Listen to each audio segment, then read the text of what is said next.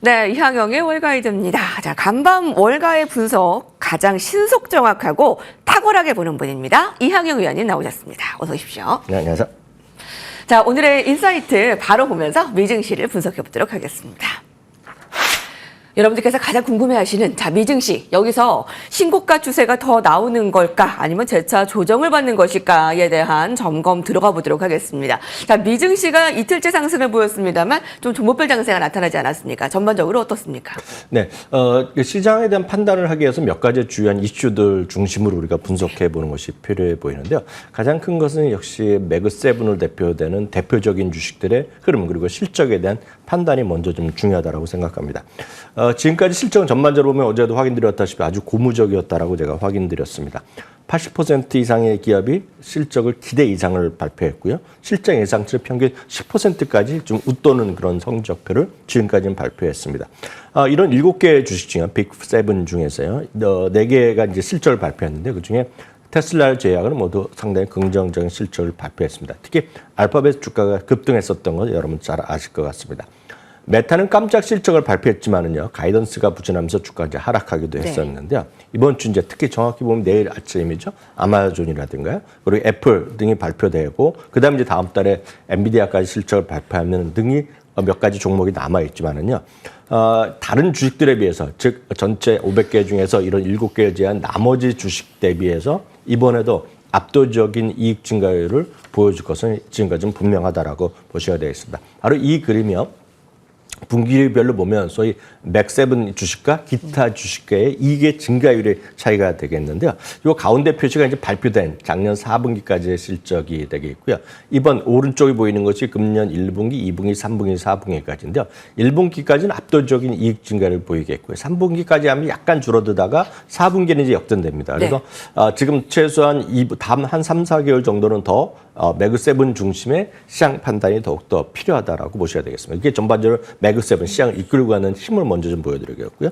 두 번째는 지난주에 GDP가 예상치보다 좀 덜 나온 거 아닙니까? 정확히 보면 우리 시각으로 보면 금요일 밤이죠. 이제 발표되면서 많은 분들이 스태그플레이션이다 걱정들을 또 일부 많이 하셨을 것 같은데요. 1분기에 GDP에 이번에 발표된 걸 보면 사전 추정치보다 3.4였는데요. 그보다 훨씬 적은 1.6%로 좀 다운됐습니다. 그렇지만 전체적으로 소비가 견조한 것은 다시 한번 확인됐겠고요. 물론 이제 가계에서 일단 민간 차원에서는 고금리의 부담이 있기 때문에 소위 대형 내구성 소비재 소비가 좀 부진했다는 그런 시각도 분명히 있지만요. 여전히 서비스 소비가 2년 반 만에 압도적인 증가세를 계속하고 있다는 거죠. 그렇기 때문에 실제로 보여지는 그런 GDP의 헤드라인보다는 그렇게 나쁘지 않다는 얘기 보여주고 있고요. 바로 이것이 보여드리는 것이 분야별 성장률을 보면 나쁘지 않다라고 보셔야 되겠습니다. 이런 등등을 갖고 뱅크 오브 아메리카에 대해서는 우리나라에서도 많은 전문가들 방송에서 스태그플레이션 걱정된다 막 얘기를 하고 있지만 진짜 스태그플레이션을 걱정할 것은 미국이 아니라 한국이거든요. 그러니까 그런 상황에서 지금 뱅크 오브 아메리카 아주 단적으로 아주 간단히 설명났는데요. 스태그플레이션에 대한 어떠한 징후도 없다는 거 확실하게 얘기했거든요. 물론 뭐 다른 의견이 있을 수 있겠지만 미국 경제에 대한 걱정은 제가 봤을 땐 너무나 지나친 걱정이라고 일단 보셔야 되겠고요. 다만 이제 중요한 것은 인플레이션의 하락이 지연됨으로 인해서 고금리 상황이 지속되고 수밖에 없다는 것은 어찌 보면 상수라고 보셔야 되겠습니다. 최근 데이터가 쭉 나오는 거 보면 연준이 이번 주나 다음에 나올 연준의 FOMC에서도 금리를 유지할 가능성은 매우 크다라고 보셔야 되겠습니다. 최근에 이번 주에 나올 FOMC의 이런 앞으로 나올 것들도 결국은 당분간 금리에 대한 적극적 인하보다는 데이터 드리븐, 데이터에 기반한 정책이 불가피하다는 것을 다시 한번 확인시켜줄 가능성이 크다라고 보셔야 되겠습니다. 바로 이런 관점에서 시장에 대응할 점은 제가 봤을 때 어찌 보면 너무나 뻔한 결과를 갖고 있고 결론은 똑같은 결론을 들을 수밖에 없습니다. 포트폴리오의 영향은 금리의 이런 변동성이 있기 때문에요. 시장의 변동성은 당분간 확대될 가능성을 배제할 수 없겠습니다. 두 번째요. 높은 금리가 지속되기 때문에 채권 대비 오히려 주식 비중을 오히려 늘리는 게 낫습니다. 많은 분들이 금리가 이런 상황에서도 여전히 대한민국에서 최고로 인기 있는 ETF 중에 하나가 장기채거든요. 30년 이상 장기채. 제가 어떤 걸 말씀드릴지 잘 아실 것 같습니다. 미국에 상장되고 있고 한국의 거래소에 상장된 미국 장기채 많이 있고 그걸 또 레버리지를 일으키고 있는데요. 그게 우리나라에서 작년부터 제일 많이 사는 ETF 중에 하나거든요. 왜 이렇게 많이 사느냐에 대해서 제가 드릴 수 있는 말씀 물타기 이상 이하도 아니거든요. 지금요. 그러니까 그거 지금 자제하셔야 된다는 거를 분명히 팩트가스를 설명하고 있다라고 보셔야 되겠고요. 세 번째는 밸류에이션에 대한 부담감은 지속될 수밖에 없습니다. 고금리 상황에서 밸류에이션 높을 부담이 될 수밖에 없겠고요. 네 번째는 금리 상황에서 중소형주보다는 대형주 중에서 진짜 돈이 많은 기업들 위주로 갈 수밖에 없겠습니다. 그런 관점에서 좀 포트폴리오의 방향성을 제시한다면 기본적으로 IT, 빅테크 중심이 여전히 가셔야 되겠고요. 그 외에는 변동성 대비 소위 가치주를 보완하는 정도의 포트폴리오 분산 투자가 여전히 여러분들이 꼭 유념해야 될 투자 전략이다 이렇게 확인드릴 수 있겠습니다. 네. 투자 전략 면에서는 이제 여전히 좀 IT 대형주 쪽으로 좀 기본 틀을 가져가는 것은 좀 맞겠다라는 의견. 자, 그러면요. 오늘 종목별 장세가 좀 뚜렷했다는 좀 분석이 있지 않습니까? 그래서 오늘 월가 헤드라인도 그쪽으로 좀 준비를 해봤습니다. 첫 번째 헤드라인입니다. 중국의 주요 장애물 극복. 바로 테슬라의 폭등 소식입니다. 중국에서 영 힘을 못 썼던 테슬라. 주말에 깜짝 방문 이후에 분위기 쇄신을 하고 온 것 같은데요. 월가의 분위기는 어떻습니까? 네, 월가 돼서 일단은 환호하는 분위기였죠. 지난주 실적 발표하고 나서 주가가 오히려 좀 큰 폭의 좀 반등세를 이어가고 있는 것이 테슬라인데요. 일론 머스크가 지금 중국으로 날아가서 중국의 2인자와 지금 회동을 한 거 아닙니까? 그 중국 2인자에 얘기하는 것 중에서도 제가 딱 기억 남는 거, 저도 이제 뉴스를 잠깐 봤는데 많든 이거죠.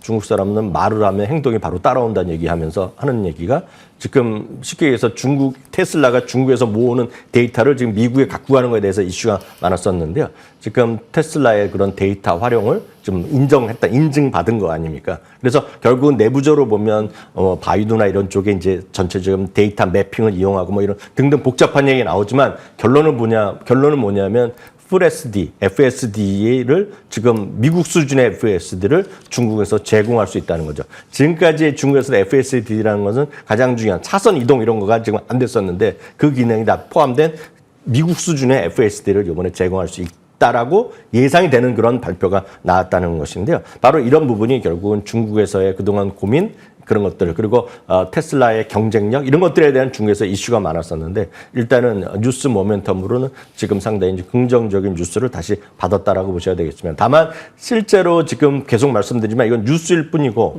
월가의 지금 시각은 여전히 애널리스트 의견 여전히 중립 내지 뭐 매도 의견도 꽤 많고요. 목표 주가가 계속해서 내려가는 것도 꽤 있었다는 것도 팩트다라고 이해하시면 되겠습니다. 중국에서의 지금 분위기 쇄신 초반의 움직임은 뭐 나쁘지 않겠습니다만 조금 더 시간이 필요하겠네요. 이제 아직 투자 의견을 뭐 올리거나 뭐 바로 한 건 아니기 때문에요. 자, 테슬라 소식이었고요. 다음은 마켓워치에서 얘기한 이 종목입니다.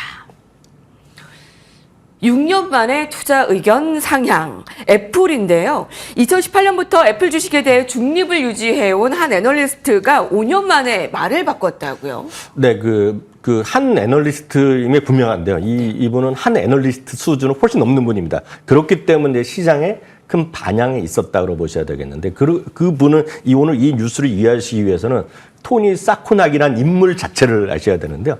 토니 사코나기는 한마디로 그냥 월가의 베스트 애널리스트 중에 베스트 애널리스트라고 보셔야 되겠고요. 특히 IT 쪽. 특히 애플에는 지금 수년째 항상 월가에서 베스트 애널리스트를 뽑히는 사람입니다. 우리나라에서도 이제 언론사, 머니터도 하지만, 업종별로 베스트 애널리스트 증권사에서 뽑지 않습니까? 근데 미국은 증권사만 뽑는 게 아니라 전체적으로 모여서 이제 투표라는 것들이 있는데요. 항상 보면 탑 클래스에 있는 분이 바로 이분이다라고 보셔야 되겠습니다. 우리나라 이제 애널리스트나 증권사에 상당히 여러분들 비판적인 분이 꽤 있습니다. 왜냐하면, 우리나라는 한번 제가 통계를 확인해 드리면 전체 100개 투자 의견이 나오면 92개가 지금 매수 의견입니다. 그리고 거의 7.9%가 중립 의견이고 매도 의견이 0.1%밖에 없습니다. 그렇기 때문에 우리나라의 매수 의견은 별로 신뢰를 안 받습니다. 근데 미국은 평균 한 55% 정도의 매수 의견이 있고요. 한 40% 내외의 중립 의견, 그리고 매도 의견이 8% 있습니다. 그렇지만 미국은 그것도 적다라는 비판을 많이 받습니다. 그래서 우리나라는 천지 차이라고 보셔야 되겠는데요. 이분은요, 지금 매수 의견이 고작 35% 정도밖에 아닙니다. 네네. 오늘 이제 현재 발표된 것 중에 보면 중립 의견이 40% 정도 되고요. 나머지 15% 정도가 매도 의견입니다. 이분은 또 많은 분이 또 유명한 게 이분은 수년째 테슬라의 매도를 갖고 있는 분인데 이분이 오늘 6년 하고도 2개월 만에 네. 정확히 보면 2018년 2월 이후 처음으로 지금 중립에서 매수 의견을 올려놨다라고 이제 그게 오늘 좀 관심이 되겠는데요. 이분이 얘기하는 것은 아주 단순합니다. 많은 분들이 공감하실 수 있을지 모르겠는데요. PR이라든가 PBR 이런 여러 가지 특히 이제 PER 기준을 보면 이게 지금 그동안의 애플의 최저 수준에 와 있다는 겁니다, 지금요. 그런 게 되겠고요. 두 번째는 중국 이슈도 있고 여러 가지 있고 인공지능 다 있는데 이분의 얘기는 어찌 보면 시청자분들의 이해도가 쉽다라고 보셔야 되겠습니다. 이번 6월에요. 6월에 애플이 AI와 관련된 모종의 발표가 있을 것이라고 기대를 하고 있단 말이죠. 아직 뚜껑이 열린 적이 없는데. 그래서 지금 애플이 이번에 올해 나오는 아이폰에 AI 관련 기능이 장착되지 않을까. 물론 이제 우리나라 삼성권이 이미 들어가 있지 않습니까? 애플도 들어갈 것이란 기대감은 있는데 그렇게 됐을 경우에 이번에 네. 우리가 생각한 아이폰 16인데요. 아이폰 16이 전작 대비 10%가 더 팔리고요. 그리고 전체 애플 매출이 10%가 더 늘어날 거란 얘기하고 있습니다. 그런 관점에서 자기는 중립에서 매수를 올렸다라고 분명히 얘기하고 있다라고 보셔야 되겠고요. 바로 이 부분이 중요한 관전 포인트. 그래서 3년, 5년 평균 PER 대비 지금 낮다 뭐 등등을 얘기하고 있다라고 보셔야 되겠고요. 전체적인 월가 의견은 그럼에도 불구하고 아직까지 애플에 대한 투자액이나 목표 주가가 쌓고 나기를 제외하고는 그렇게 올라간 적이 없겠고요. 오히려 목표 주가는 전체적으로 오늘도 내린 것도 있다라고 이해하셔야 되겠습니다. 그래서 그렇지만 중요한 것은 토니 사코나기라는 인물 자체가 그만큼 비중이 있는 사람이다라는 것만 꼭 기억하시면 되겠습니다. 매수 의견에 굉장히 짠 애널리스트. 일단 월가에서는 영향력이 큰 것 같고요. 애플 투자 의견 상향한 거 의미 있다라고 볼 수가 있겠네요. 그럼 지금 뭐 매수 가능하다는 말씀이십니까? 저는 개인적으로 좀 말씀드리면 애플에 대한 걱정은 시간 많은 분들만 하면 된다라고 저는 개인적으로 믿고 있습니다. 근데 6년 동안 중립이었는데 주가 많이 올랐는데 좀 틀리지 않았습니까? 근데 베스트 애널리스트네요. 아니, 여하튼 뭐 이분은 엄청난 대단한 능력자다라는 거는 월가의 평가를 받고 있다 이렇게 말씀드립니다. 네. 자, 의미 있는 분석이었습니다. 자, 마지막 헤드라인입니다. 마켓워치에서 저 엔비디아에 대한 좀 분석을 내놨습니다. 일단 좀 엔비디아는 실적 발표도 앞두고 있고요. 엔비디아가 최근에 좀 상대적으로 좀 관심이 조금 줄어들지 않았습니까? 많이 떨어진 건 아닌데 앞으로의 향방 어떻게 체크할 수 있을까요? 네, 엔비디아는 통상 다른 업종 종목들보다 늦게 실적 발표입니다. 그래서 5월에 이제 실적 발표해야 되겠는데요. 이번에 그 엔비디아를 비롯해서요. 반도체 관련된 전체 종목, 한 30개 종목에 대해서 다양한 밸류에이션 평가를 한 보고서가 있습니다. 그걸 활용해 드리겠는데요. 반도체 주요 종목이 현재 12개월 예상 실적 기준에 PR이 있겠고요. 이것이 과거 3년 평균, 5년 평균에 등등등들 비교해 봤더니 엔비디아가 평균 대비 가장 저렴하다라는 얘기를 하고 있습니다. 주가는 지금 상당히 2배, 3배 올라갔지만 이익 증가가 워낙 컸기 때문에 PR은 작년 대비 오히려 지금 절반 수준밖에 안 된다는 얘기를 하고 있겠고요. 5년 PER 대비도 지금 76% 정도 수준에밖에 안 된다는 겁니다. 그래서 속스, 그러니까 반도체 지수 구성하는 것 중에서 7개만 지금 작년보다 하락한 것이 없는데 딱 5년보다 낮은 게 있는데 그게 대표적인 것이 엔비디아라고 보셔야 되겠습니다. 특히 향후 2년간에요. 매출 및 이익 증가율을 이걸 역시 30개 정도의 반도체 종목을 다 했더니 그중에서도 탑 랭크하는 것이 엔비디아라는 거죠. 그래서 계속 말씀드리면 엔비디아도 마찬가지인데요. 결국 AMD도 좋고 인텔도 다 좋다고 할 수 있겠지만 지금 당장은 엔비디아가 지금 시장을 지배하고 있는 것은 당분간 지속될 수밖에 없다는 것이 월가의 평가다라고 이해하시면 되겠습니다. 네, 이달 들어서 이제 12% 하락했는데요. 뭐 크게 걱정할 필요는 없어 보이네요. 네, 이항용 의원과 함께했습니다. 감사합니다.